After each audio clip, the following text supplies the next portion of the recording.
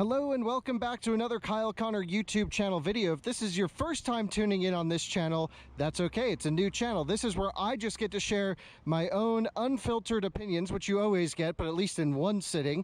And we usually try and find a good road and a cool car to talk about. And in this case, I'm in California after driving this Mustang Mach-E from Colorado to here this morning and yesterday. So we're up in Angeles Crest Highway, one of my favorite driving roads in the country. Great car culture, great experience, and in theory this should be a good one to have here because this is not just any Mustang Mach-E.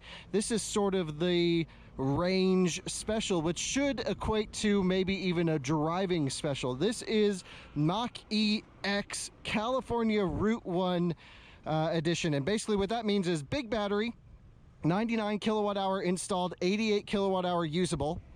We have rear wheel drive only, aero wheels, and aero sort of Michelin tires. And this should be kind of fun on this road because this is going to give us a chance to experience the Mach-E with a little bit less grip and a little bit more rear wheel drive bias. Now, you and I on other channels have driven the Mach-E 4X, which is the all-wheel drive version of this.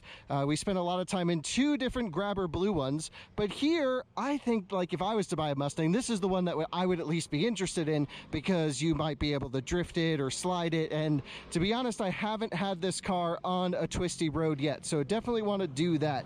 Price tag on this one, I don't even remember, high 50s, something like this. It wasn't quite 60 grand. I think it was mid 50s. Either way, pretty good value. Let's jump inside. Now, for this video, I waited at a charger over there for about 2 hours to charge this car up. And what I mean by that is this car will charge very quickly to 80%. It actually does 79 kilowatts at 79% if you follow its charging curve, which is really good. The problem comes as soon as you hit 80%, it goes to 12 kilowatts. And when you're up here in the hills, you need, higher power. Not only gives you more range to have more energy in the battery, but it also gives you potentially more power and less heat loss. So it's actually going to be more efficient to drive quickly with a higher state of charge. I don't know, it's just like when we have to do these shoots, man, it's just pretty brutal. Big range though. I've got over 300 miles on a charge out of this car, and in my standardized 70 mile per hour test, very close to 290. That is awesome. I drive the car in whisper mode generally, but here we're on a twisty road, so let's just put everything in the sportiest bits. I'm not going to use one pedal driving. It's the only EV I'm not a fan of one pedal driving calibration on. We are going to turn traction control off, and I do like auto hold. So we twist this thing into drive. We're going to hit L, which will increase our regen off throttle. As you can see, I have the Sprinter up here as well. We're going to do a little camping in the National Forest. So Alyssa, you're with us? Yes. We're going for a ride up here in Los Angeles in the Angeles Forest, Angeles Crest Highway here. We're in unbridled mode. We have traction control off. I'll talk about that later on.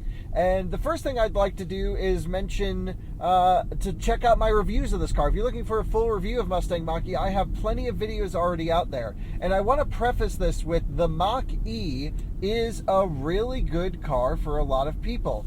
I have some serious issues with this vehicle, which is hard to say about other cars, actually. Like, I think there's some blatant oversights here, but I also think there's a lot of amazing things going on. Let's start with the bad. What do you think? The first is the charging curve.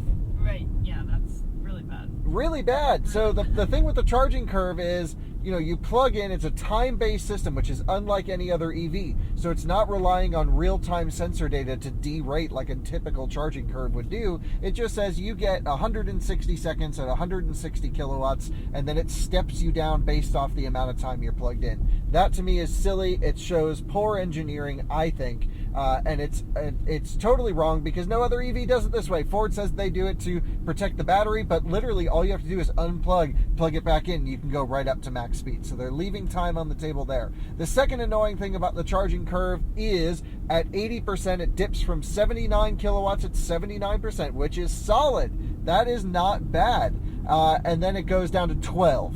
And that shouldn't happen either. And they do this to prevent battery aging, of course, for constant top DC charging. But at the end of the day, it sucks because when I try and shoot videos like this, well, earlier today I had to top it up to 96%.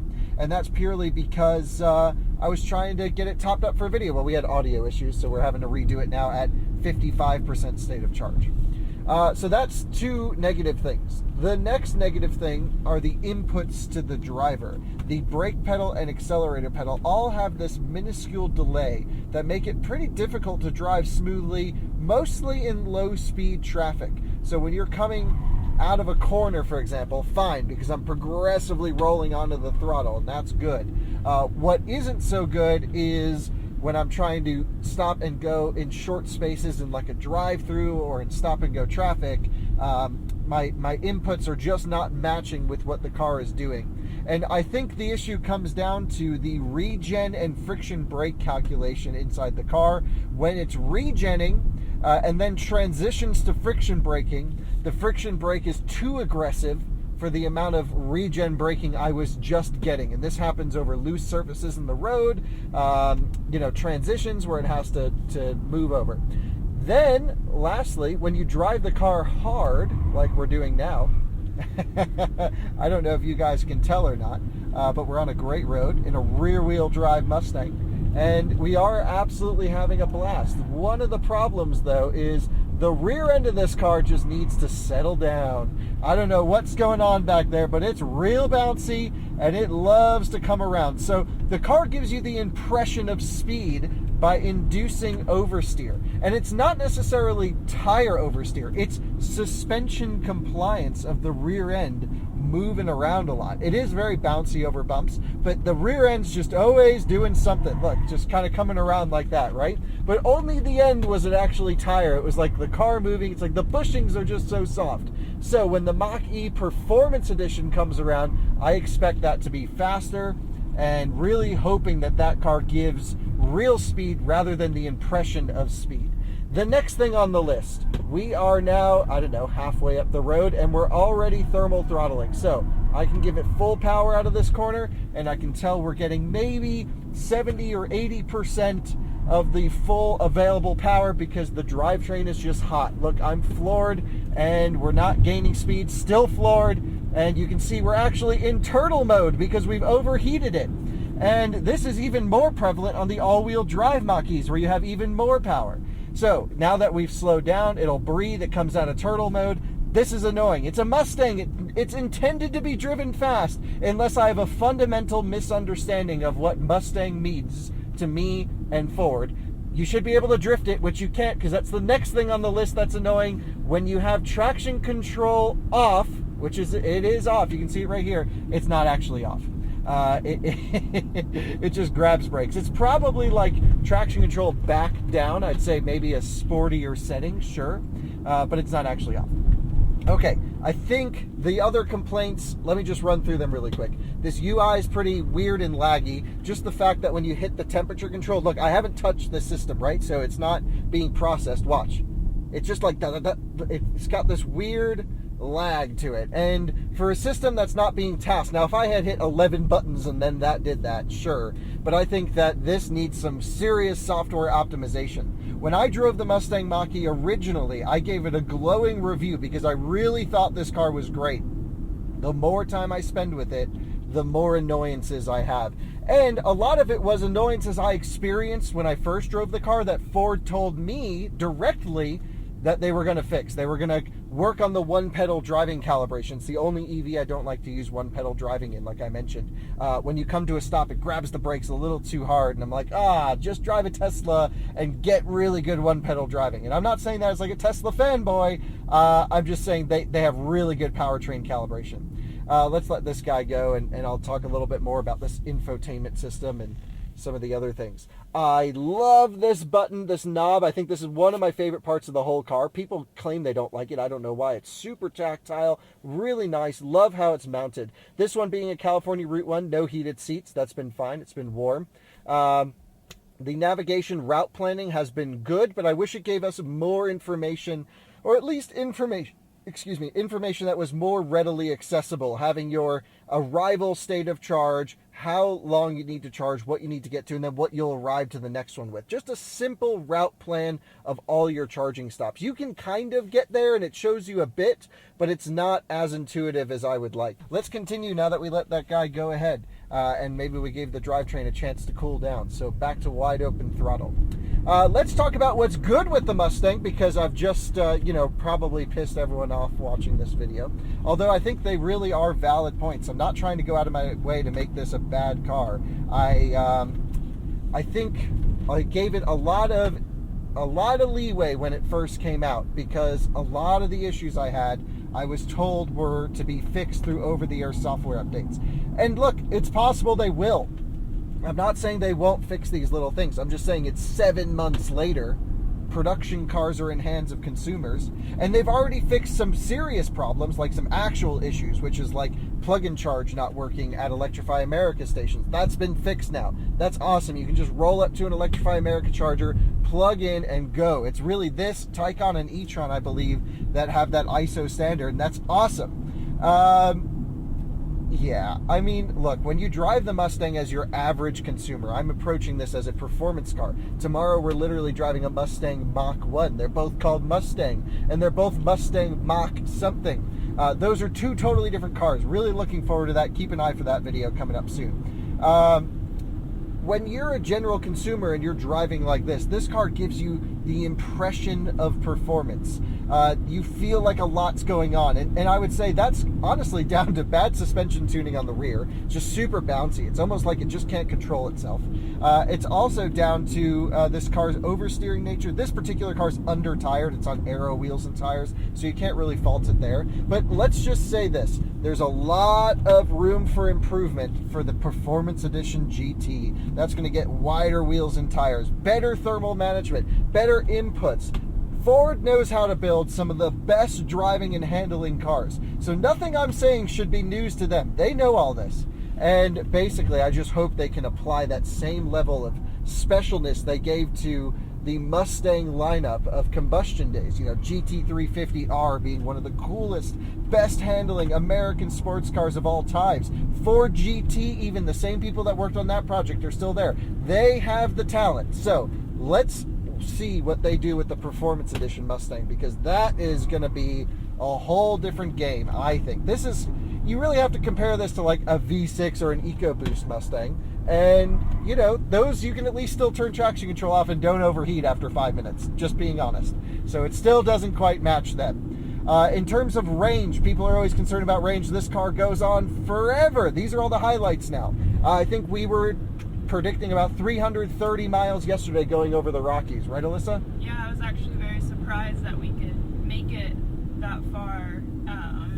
When driving, I even called Kyle and asked him, well, are we actually going to make it that far? Because this is how far away it was on my nav. And he was like, oh, yeah, do you not realize we drove 300 miles on our first stretch?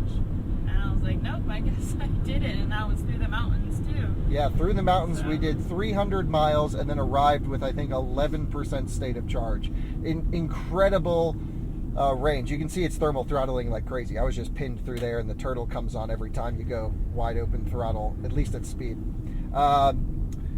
So the range is great here. Now, the range drops significantly above like 75 miles an hour. I would say it's, and I do range testing on all different EVs, I'd say this car is most affected by speed. So as long as you keep it reasonable, this will go on forever. And then when you're on a road trip, you just plug it into a charger. 35, 40 minutes later, we got like food or whatever. It may not be the fastest charging car, but with those big stretches, you kind of need longer breaks. No, and hopefully that will improve as well. So yeah, I mean, I actually think it's a good road tripper. I wouldn't say it's great. It's not like we couldn't break a cannonball record with this, but we could, you know, certainly get across the country without thinking about it. So that's fine. The other thing this car is really good at is space. It's got a lot of trunk space, a ton of rear seat headroom because it's got that dual colored roof that extends back. The black portion is the top, really cool. It's got great airy cabin, I would say. Plenty of room for really a driver of any size. The seats are not supportive. It does have lumbar. It's just in and out, not up and down though. And it's got a pretty big frunk. Right? So, you know, there's a lot to like here. If you're just buying a car as a daily commuter, as a town, you know, around town vehicle, as long as you can get over that low speed pedal calibration, and I'll tell you, most people don't realize this. Do you even notice it when you drive the car? No, not really, but I started to notice it when you brought so much attention to it. Right. Yeah, I honestly just don't remember driving it too much. So. Yeah, well, that's fine. Do you want to drive it now? I got my hand on this thing. Right, she's keeping our audio going. That's why you're here. Thank you. Right now. Yeah, no, yeah, that our recorder's broken there. So, you know, as long as you can get over that in-town stuff, which I've learned, and once I figured out what the exact problem was, I'm learning to get over it, which is just requesting a brake pedal application and then sticking with it. Because what I did there was I put my foot on the brake, nothing happened, and then it just like grabbed the brakes a millisecond later, and I'm like, okay, this is weird. It's not unique to Mustang though. Toyotas do this, other cars do that. It's just like, it's a Mustang. It shouldn't have that issue. Other good stuff here, well, it's comfortable on the highway. Copilot 360 is amazing. It will unlock eye tracking, they claim, at some point in the near future.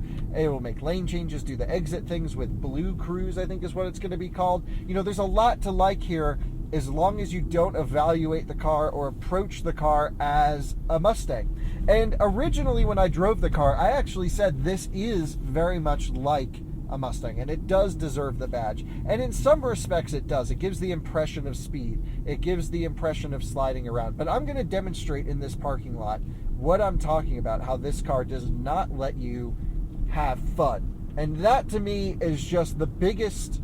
If it would let you slide it around, it'd be great. And apparently the Performance Edition will. But watch this. I'm going to get it into my typical donut spot here. I'm going to mat the throttle, and you're just going to hear that brake just grabbing. And again, traction control's off. See, it's just grabbing that brake. A little slide, and then it shuts it down. My foot's still floored. So the fact that you can't maintain a solid skid, right? It just locks it down.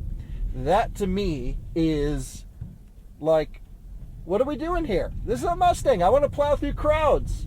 Yeah. Well, Yeah. I think one point you're kind of missing is that the people who are buying this are obviously not, I don't think they're enthusiasts to the Mustang. I mean, because if you're a true enthusiast, you're going to hate everything about it because it's not a quote-unquote looks like a Mustang. Well, okay, so there's a couple different Mustang enthusiasts. I think a lot of the old guy Mustang enthusiasts are buying this because they're not driving like that. Right now. They're just cruising around. They want to feel cool, remember the days of being a kid. They got their 67 fastback in the garage, and then they daily this. That's cool, and it's perfect for that. Because when you just drive it around like this, normally it's quiet, really quiet EV. Fairly comfortable aside from the bounce from that rear axle, but again, fairly compliant. And yeah, as a normal person, this is a good car. Right. But I'm not a normal person. That's why I review cars, right? I'm in tune to all these little oddities that just, man, it just goes to show they didn't engineer a fully built vehicle, I think. Right. It's just not a holistic, like, it's an okay package overall, but it doesn't really excel in any particular category, except for range. Range is good, but range doesn't matter. All you need is, range is good for that initial road trip, that leaving the house, but it's not so good for, I'm going charger to charger to charger, which is when you're on a trip. There's a difference between full charge range and trip range. And that trip range includes that charging calculation, which this isn't amazing at.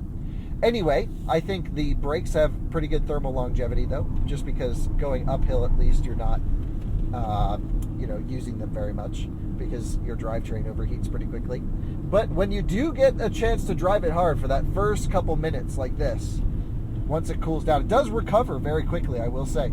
Could be inverter temperature more so than battery temperature because it does have a quick recovery. It is fast, it is quiet, and it is certainly, there is an element of fun here. But I can always tell that there's some electronics getting in the way of letting me do what I want to do. And that bugs me. If this, the ID4, you can't even turn traction control off, right? That's this car's main competitor, I think. It's ID4, Model Y, and this are like the three hot ones. Yeah. And Model Y is way too stiff for the street. And the steering's terrible. It's way too quick. This has great steering, actually. It's a little elasticity, but it's good steering. So you have Model Y that is way too stiff on the street. And then you have ID4 that's actually really soft. We're camping over here, so I'll just park it right here for now. Finally got over for us. Yeah, I know. He pulled over for sorry, dude. Yeah, that was nice of him to finally pull over, though. Then you have, ID4, which is not trying to be a performance car. That's the thing. It's very honest to what it's trying to be, which is a comfortable daily driver. I wouldn't evaluate the ID4 in the same way I would evaluate this. Solely because of the name. Name and the way it's pitching. Ford, this is a performance SUV. They talk about power. They talk about steering feel. ID4 is like, it's got cool lights. Right? Yeah. And so I think if you're looking at either car, if you just forget the whole Mustang thing, take a different approach than me. And just say you're going to evaluate this as like a general vehicle, which is how most automotive journalists have reviewed this car. It gets glowing reviews from everyone. Right. Because it is a good car if you're a daily driver. Like, my dad would love this car. Right? He would never realize any of the faults. He charges at home. He loved his Kona, so. Right. Our friend Matt at the Smoking Tire loves his. Yeah. And so he seems to be enjoying it. And that's like your general consumer. But like when you're around so many different EVs and you know what can be done from a performance standpoint with Taycan, with Model 3 performance, with Model S Plaid, with Model Y performance, even with thermal longevity, you start to see the holes in this car. And thankfully, a lot of it is just software related. This lag of when things show up. Oh, that was pretty good. That one's a little laggy still. But this lag, this overall like UI, it's just a little weird to me how everything works still. I haven't quite gotten used to it. And that's just me. I just think it's too complicated. There's no way to really like make the buttons go away. And I think a lot of it's just software fine-tuning. The hardware is all here. And I think the Performance Edition in the GT is going to be getting stellar reviews from me, as long as it has good thermal longevity. It better. I want to love it. I want to love that car. Yeah. Into drive, into extra regen, and we'll call it a video. What do you say? My hand. Yeah, okay. Got it. Well, thanks for watching another Kyle Connor YouTube channel video. Like I said, there's a lot of positives here, and there's quite a few negatives here. But if you just look at it as a holistic package, this is truly a good car, and I think for being one of the most technically advanced Fords on the market, a great choice if you're interested in an EV SUV. Thanks for watching. I don't think that's where we are. We must be at the next one. Yeah. And we'll see you on the next one. Wide open throttle. Nowhere. Here we go. Still moving.